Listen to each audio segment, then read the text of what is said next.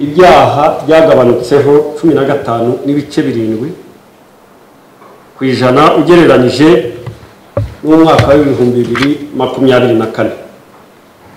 Inzego z'umutekano zashyize ingufu nyinshi muri iki gihe, nuko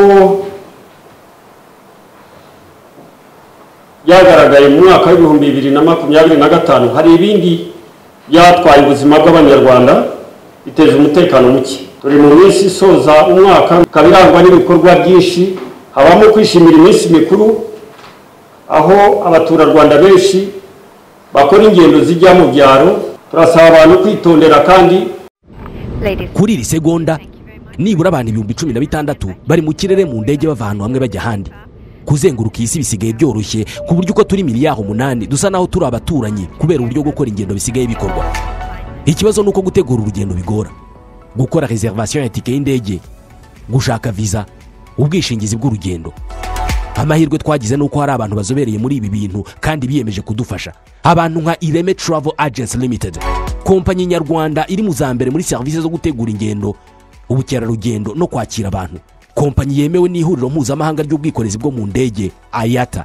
Niba wifuza kujya mu mahanga ku mpamvu izo arizo zose, icyo bigusaba ni ugutekereza urugendo rwawe gusa, ubundi ukegera Ireme Travel Agents bakagukorera reservation ya tike y'indege, bakagufasha gushaka visa, bakagukorera reservation ya hoteli, bakagukurikiranira ibya assurance y'urugendo. Iyo uturutse mu mahanga cyangwa se ujyayo, bagufata ku kibuga cy'indege ku giciro cya 50% cy'abandi babikorera. Ku bantu bari kure kandi bashobora kwishyura hakoreshejwe ikoranabuhanga online payment, tuguha link ubundi ukishyura. Ireme Travel Agency ikorera mu mujyi wa Kigali muri Mike mu nzu yo hasi mu muryango wa G41. Hamagara 07 85 36 48 cyangwa 07 89 88 0339. Ushobora no kwandika email kuri info@iremetravel.rawa. Wanasura urubuga rwa internet wa@iremetravel.rawa.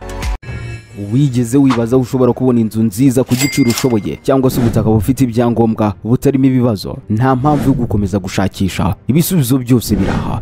Imari Real Estate turagufasha kugura no kugurisha ibibanza, amasambu ndetse n'amazu yaba mato cyangwa manini. Dukata amasite meza kandi yizewe, tukayagurisha mu mucyo no mu bwitonzi. Ufite amafaranga make, ntugire ubwoba, turagushakira inzu cyangwa ubutaka bujyanye n'ubushobozi bwawe. Ufite ubutaka buto cyangwa bunini, turagufasha gukora inyigo y'inzu wakubakaho bijyanye n'ubushobozi bwawe. Dufite ubunararibonye mu gutanga ubujyanama ku butaka wagura buzira ingaru, mu kwirinda amakimbirane abushingiyeho. Mu bunyamwuga buzira amakemwa, nitwe ducunga amazu yawe mu buryo bwizewe. Duhamagare kuri 0783 57 86 72 cyangwa utugane ku mbuga nkoranyambaga zacu nka YouTube na Instagram. Hose twitwa Imari Real Estate. Imari Real Estate, twubaka icyizere, inzozi zikaba impamo. Wewe tugiye kubagezaho inshamake y'uko umutekano wari wifashe umwaka usoza w'2025. Umutekano wari umeze neza nk'uko afanda y'IGP yarabivuze. Abanyarwanda n'abaturarwanda babonye umutekano mu bikorwa byabo bakoraga. Ariko nk'uko bimeze n'uko byavuzwe, hari ibintu byagiye bihungabanya umutekano, nabyo inzego z'umutekano zifatanyije zahanganye nabyo mu buryo bukurikira. Mu gukumira no kugenza ibyaha byagabanutseho 15 n'ibice 7 kwijana ugereranije n'umwaka wa 2024.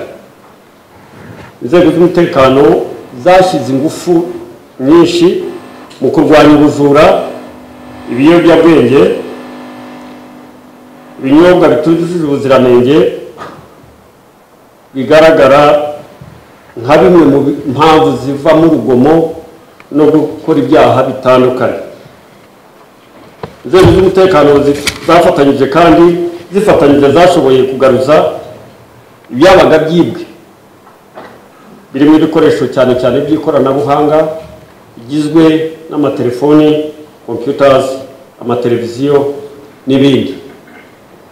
hagarujwe n'amafaranga yabaga yibwe mu buryo bwa fraude hakoreshejwe ikoranabuhanga. Hacunzwe umutekano mu bitaramo, nama mpuzamahanga, mu marushanwa mpuzamahanga, muribuka UCI izindi nama zitandukanye, ndetse n'amarushanwa yandi nka ay'imodoka, ayo kwiruka ku maguru n'imipira itandukanye. Inzego z'umutekano zatanze ubutabazi bari mu kaga, cyane cyane ahabaye inkongi z'umuriro twazimije aharenga 230. Bijyanye n'umutekano wo mu muhanda, impanuka zagabanutseho 2.4 ugereranyije n'ibihumbi 2024. Izi mpanuka zikaba zaragize ingaruka cyane cyane ku banyamaguru, abatwara moto ndetse n'abatwara amagare. Iyo dusanga impamvu nyamukuru ari yateraga izi mpanuka ari imyitwarire mu muhanda mibi y'abatwaye ibinyabiziga barangaje, bavugira ku matelefoni, bari ku muvuduko urenze igipimo cyagenwe, ndetse n'abake bagaragaye batwaye banyoye ibisindisha. Inzego z'umutekano kandi zakoze ubukangurambaga bwo gukumira ibyaha hirya no hino mu gihugu. Fatanye bwa RIB na polisi hakozwe ubukangurambaga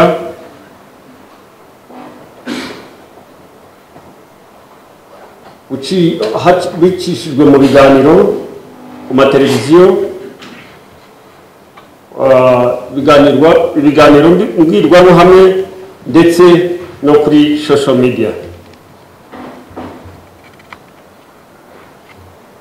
Hanakozwe ibikorwa bigamije kuzamura imibereho myiza y'abaturage, aho hubatswe amazu y'imiryango itishoboye, amarerero y'abana, ibiraro mu mihanda y'imigenderano, havurwa abarwayi batandukanye, ndetse hatanzwe n'amazi meza, hatangwa n'amato ku baturiye ibiyaga.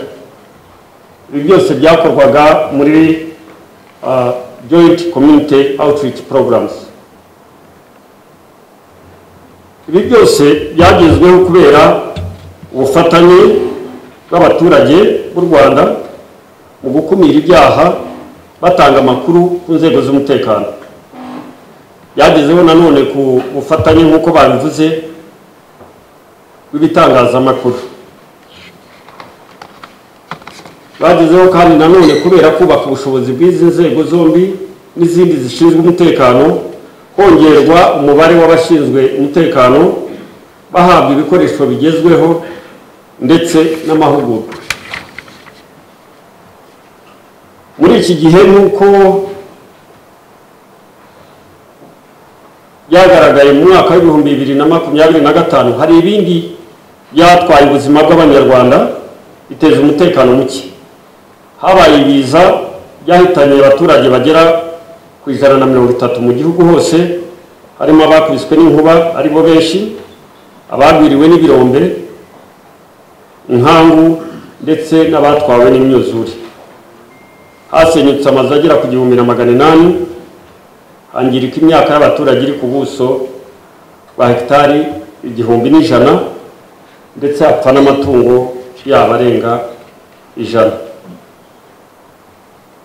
Turi mu minsi isoza umwaka nk'uko FANDAIDP yabivuze, ikaba irangwa n'ibikorwa byinshi, ariko ibigaragara cyane ni ibihumbi birenga 240 by'abanyeshuri baba basubira mu biruhuko mu gihe cy'iminsi 4, bafashwa kugira ngo bagende bagere aho bajya amahoro, nta mpanuka zibatwara ubuzima cyangwa guhura n'ibindi byaha. Habamo kwishimira iminsi mikuru, aho abaturarwanda benshi bakora ingendo zijya mu byaro gusangira iyi minsi mikuru n'abavandimwe babo. Hari imyidagaduro igizwe n'ibitaramo, ibirori bitandukanye, harimo no kurasa fireworks. Haba kandi ibitaramo n'amasengesho y'amadini atandukanye, umunsi wa Noheli, ahenshi no ku munsi wa utangira umwaka mushya. Kugira ngo kwishimira iminsi mikuru isoza umwaka bizarusheho kugenda neza, inzego z'umutekano zafashe ingamba zirimo kongera abacunga umutekano kugira ngo zifashe urujya n'uruza rw'abantu muri iyi minsi mikuru, zicunga umutekano ahabera ibirori n'amateraniro no kurinda abantu n'ibyabo.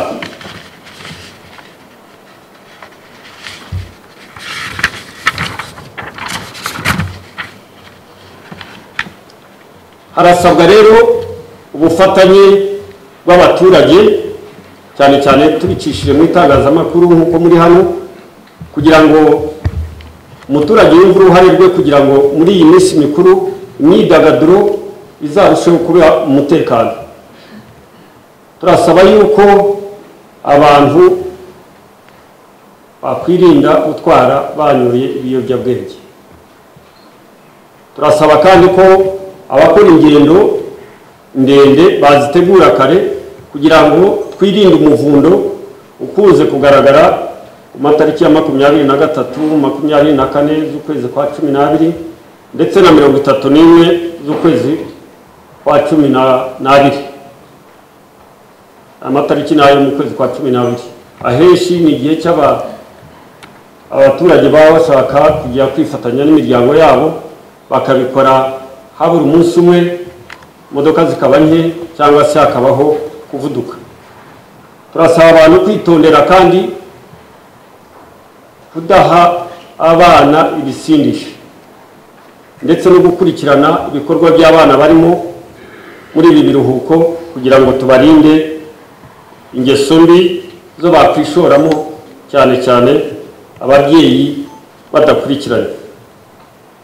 Turasaba nanone kugira ngo abaturarwanda bose bafata ingamba za kumira inkongi z'umuriro, bo gusiga gazi zidapfundikiye, bo gusiga imiriro yaka cyangwa gucomeka ibintu bikoresha amashanyarazi byinshi birenze ubushobozi bw'umuriro baba bafite. Turagira ngo rero tubizeze yuko inzego z'umutekano ziziyongera, haba ku mihanda, haba aho dutuye n'aho ducururiza n'aho dukorera ibikorwa byose byo kwidagadura. Turasaba yuko umuturarwanda wese yatanga amakuru ajyanye n'icyo abona cyangwa akeka cyahungabanya umutekano. Tubifurije Noheli nziza, umwaka mushya muhire. Mu gikurimo amaduka menshi agurisha amatelefoni, ndakura iryizeye nguramo iPhone kandi bakampa garanti. Niba nawe wibaza ikibazo nk'iki, sigaho kubunza imitima wirirwa ushakisha, kuko Future Mobile Store niwo mwihariko wacu. Uhereye ku mafaranga 150 gusa, iri duka riraguha telefone zigezweho za Samsung na iPhone n'amaccessoire yazo nka charger, screen protector, cover, écouteurs, speaker ndetse n'ibindi. Kuva kuri iPhone XR kugeza kuri iPhone 17 Pro Max na Samsung Galaxy 05 kugeza kuri Samsung Galaxy S25 Ultra na Fold 7 zose nshyashya kandi ku giciro gisa n'icy'uruganda, urazisanga muri Future Mobile Store. Ushaka guhindura telefone ya iPhone cyangwa Samsung ufite ukagendana n'igezweho ibizwi nka top up, urayizana ukongera udufaranga duke tukagufasha kuyihindura ukagendana n'igezweho. Umwihariko muri Future Mobile Store nuko iguze telefone yacu tuguha garanti y'imyaka 2. Waba uri muri Kigali cyangwa uri mu ntara, iyi telefone turayikoherereza kandi tukishyura igiciro cyo kuyikugezaho. Dukorera mu nyubako yo kwa Makuza ateganye na parking ya Beka, hakurya haba haparitse abamotari ku muryango wa 35. Ku bindi bisobanuro waduhamagara cyangwa ukatwandikira kuri 07847286 no kuri website wa@futuremobile-store.rw. Wadusanga no ku mbuga nkoranyambaga zacu hose ni Future Mobile Store. Gana Future Mobile Store, telefone zigezweho mu Rwanda tuzishyire mu biganza byawe.